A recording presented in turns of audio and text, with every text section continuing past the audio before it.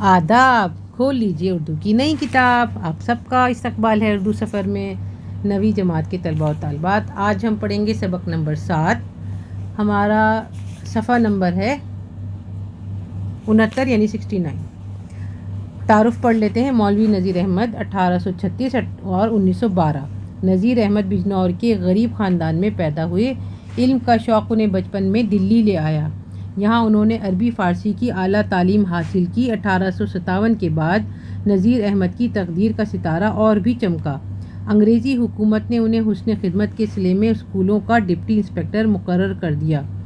جب نذیر احمد کے بچے بڑے ہوئے تو ان کی تعلیم کے لیے انہوں نے بعض انگریزی ناولوں کے خیالات اور پلاٹ کو اپنے رنگ میں ڈھال کر کچھ قصے لکھے۔ ان میں سب سے پہلی کتاب میرات العروس 1869 ہے۔ ان کتابوں سے اردو میں ناول کا باقاعدہ آغاز ہوا۔ جو اس میں مشکل لفظ آئیں گے ہم ابھی انڈر لائن کر لیں گے تاکہ جب ہم الفاظ معنی کریں تو ہمیں آسانی سے سمجھ آ جائیں۔ نذیر احمد نے دنیاوی ترقی کی منزلیں جلد جلد طے کیں۔ 1877 میں جب وہ ڈپٹی کلکٹر تھے تو ان کو نظام حیدرآباد نے بہت بڑی تنخواہ پر اپنے یہاں مقرر کر لیا۔ زندگی کے آخری دن انہوں نے دلی میں بڑے آرام سے گزارے۔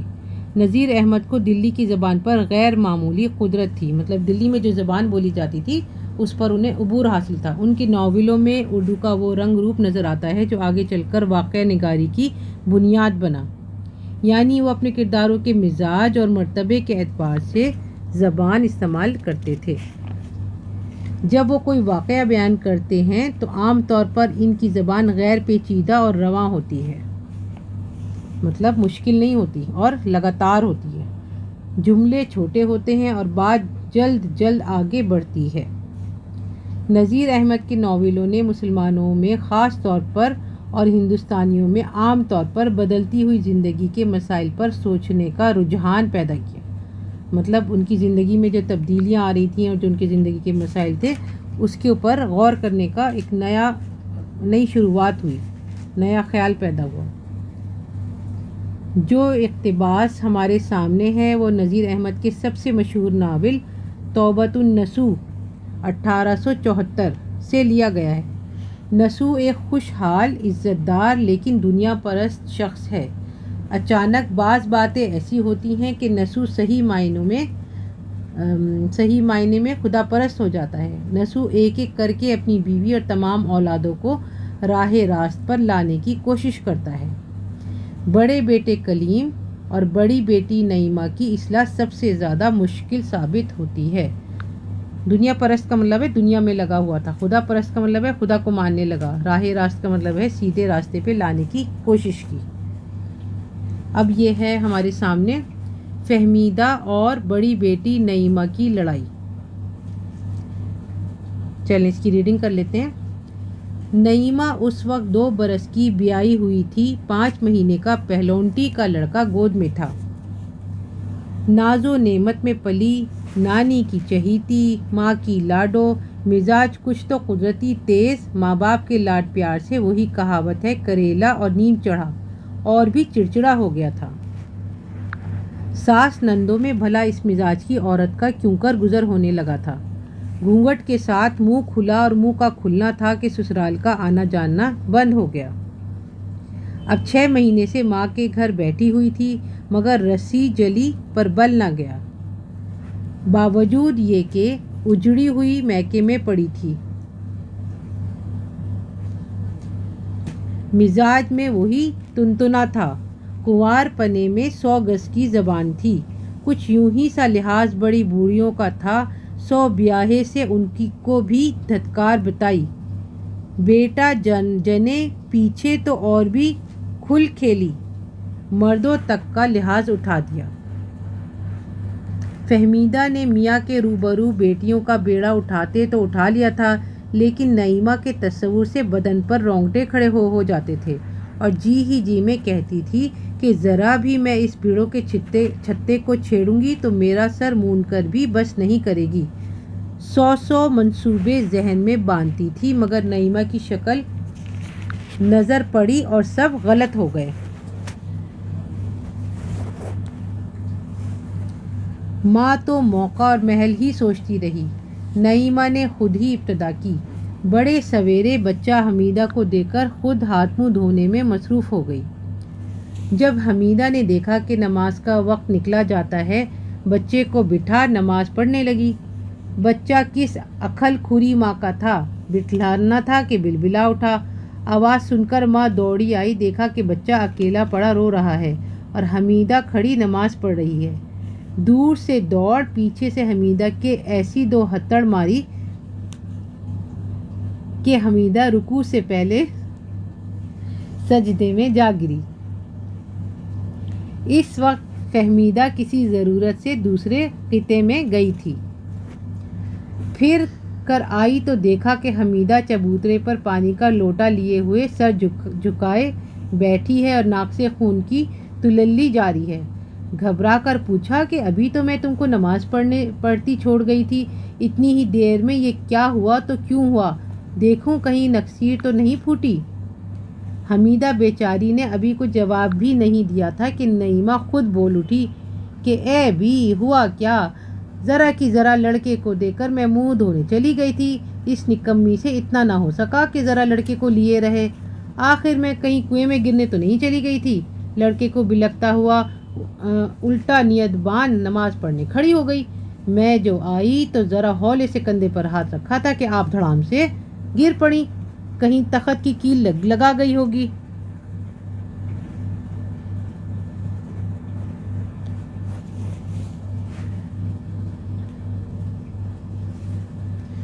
ماں: اچھا، تم نے ہولے سے ہاتھ رکھا تھا کہ نگوڑی لڑکی کے فسد کے برابر خون نکلا؟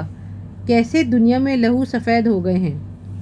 نعیمہ: لہو سفید نہ ہو گئے ہوتے تو کیا یوں بھانجے کو روتا ہوا چھوڑ دیتی؟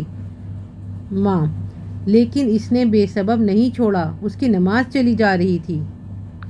نعیمہ: بھلا سے صدقے سے نماز کو جانے دیا ہوتا، نماز پیاری تھی یا بھانجا؟ ماں: لڑکی، ڈر خدا کے غضب سے، کیا کفر بک رہی ہے؟ اس حالت کو تو پہنچ چکی اور پھر بھی تو درست نہ ہوئی۔ نعیمہ: خدا نہ کرے میری کون سی حالت تم نے بری دیکھی؟ ماں: اس سے بدتر حالت اور کیا ہوگی کہ 3 برس بیاہ کو ہوئے اور ڈھنگ سے ایک دن اپنے گھر میں رہنا نصیب نہیں ہوا۔ نعیمہ: وہ جنم جلا گھر ہی ایسا دیکھ کر دیا ہو تو کوئی کیا کرے؟ ماں: ہاں بیٹی، سچ ہے، میں تو تیری ایسی ہی دشمن تھی۔ مائیں بیٹیوں کو اسی واسطے بیاہیا کرتی ہوں گی کہ بیٹیاں اجڑی ہوئی ان کے گھر گھٹنے لگی بیٹھی رہیں۔ نعیمہ: کیا جانے، ہم کو تو آنکھ میچ کر کنویں میں ڈھکیل دیا تھا، 100 پڑے ڈبکیاں کھا رہے ہیں۔ ماں: خیر بیٹی، اللہ رکھے تمہارے آگے بھی اولاد ہے، اب تم سمجھ بوجھ کر ان کی شادی کرنا۔ نعیمہ: کریں گے، نہ کریں گے تو کیا تمہارے بھروسے بیٹھے رہیں گے؟ ماں: میں کیا کہتی ہوں کہ میرے بھروسے بیٹھے ہی رہنا، بڑا بھروسہ خدا کا۔ نعیمہ: کیسا خدا؟ بھروسہ اپنے دم قدم کا۔ ماں: یہ دوسری دفعہ ہے کہ خدا کی شان میں بے ادبی کر چکی ہے، اب کی تو نے اس طرح کی بات منہ سے نکالی اور بے تامل میں تردے سے تماچا تیرے منہ پر کھینچ ماروں گی۔ نعیمہ: سچ کہنا، بڑی بیچاری مارنے والی، مارو اپنی چہیتی کو، مارو اپنی لاڈو کو۔ ماں: کیسی چہیتی، کیسی لاڈو، قربان کی تھی وہ اولاد جو خدا کو نہ مانے۔ نعیمہ: یہ کب سے؟ ماں: جب سے خدا نے ہدایت دی۔ نعیمہ: چلو خیر، جب ہم بھی تمہاری عمر کو پہنچیں گے تو بتیرا خدا کا ادب کر لیں گے۔ ماں: آپ کو خیر سے غیب دانی میں بھی دخل ہے کہ بارے میری عمر تک پہنچنے کا یقین ہے؟ نعیمہ: اب تم میرے مرنے کی فال نکال لو۔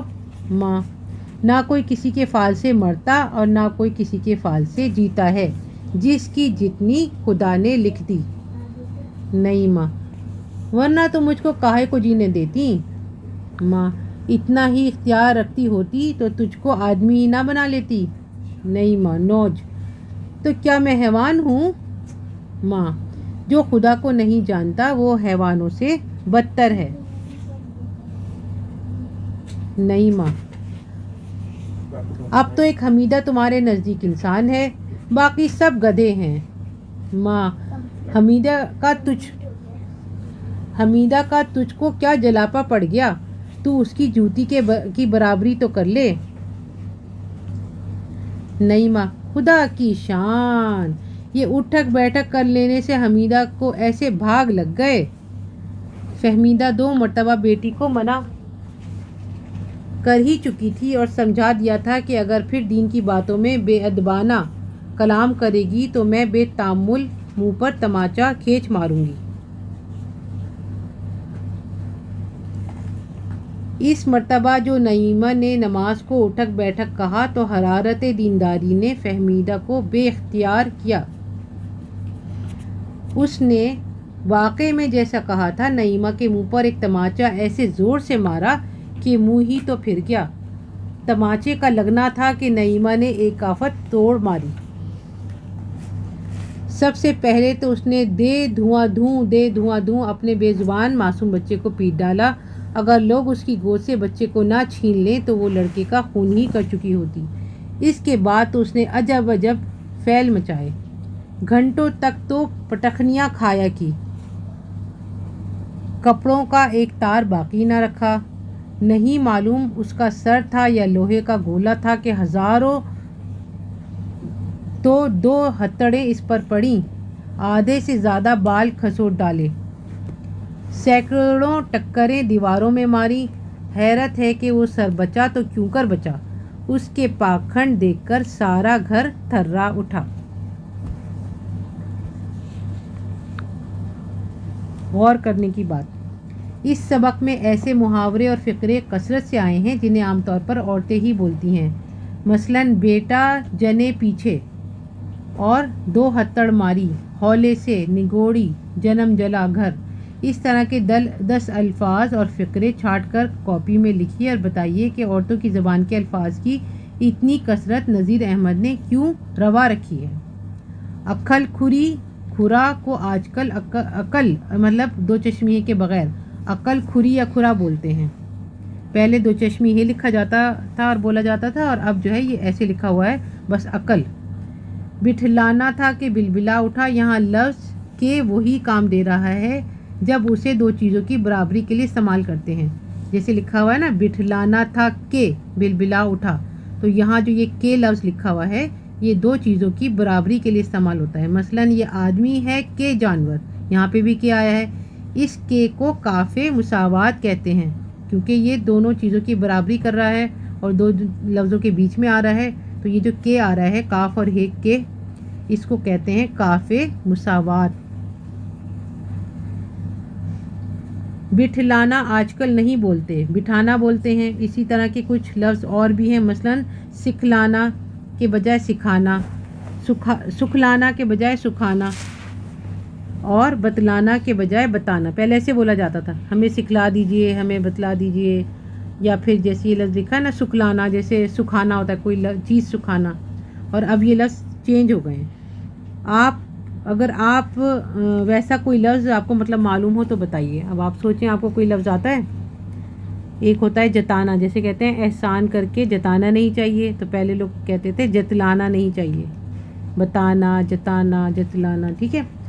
اور بھی سوچیں گے ہم لفظ اس طرح کے کیسے ہو سکتے ہیں۔ ماں بیٹی کی لڑائی پر مبنی مکالمے میں دونوں کی زبان سے چھوٹے چھوٹے مکالمے کہلائے گئے ہیں، یعنی چھوٹے چھوٹے ڈائلاگ ہیں۔ اس طرح برابر کی لڑائی کا پورا رنگ آ گیا ہے۔ آخری چند جملوں میں شور یا دھماکہ ظاہر کرنے والے بہت سے لفظ رکھے گئے ہیں تاکہ نعیمہ نے جو فساد مچایا ہے اس کا تاثر پوری طرح قائم ہو جائے، مطلب اس کا صحیح طریقے سے پورا حال سمجھ میں آ جائے۔ جیسے لکھا ہے نا کہ دھواں اس نے پیٹ ڈالا اور تماچا لگا تو آفت توڑ ماری، اور اس طرح کے جو لفظ ہیں اس سے مطلب اس کا پتہ چلتا ہے، تاثر ملتا ہے کہ وہ جو ہے لڑائی بہت زوردار ہو رہی ہے۔ یہ ہو گیا ہے آپ کا سبق مکمل۔ اب آپ اس کی ریڈنگ کریے ایک بار، اور جو الفاظ ہم نے انڈر لائن کیے ہیں ان کے ہم آپ کو میننگ بتائیں گے اور سوال جواب بتائیں گے۔ اردو سفر کو لائک، شیئر اور سبسکرائب کرنا نہ بھولیے، اور اگلا کام دیکھنے کے لیے تیار رہیے گا۔ اگلا ویڈیو آئے گا انشاءاللہ۔ اللہ حافظ۔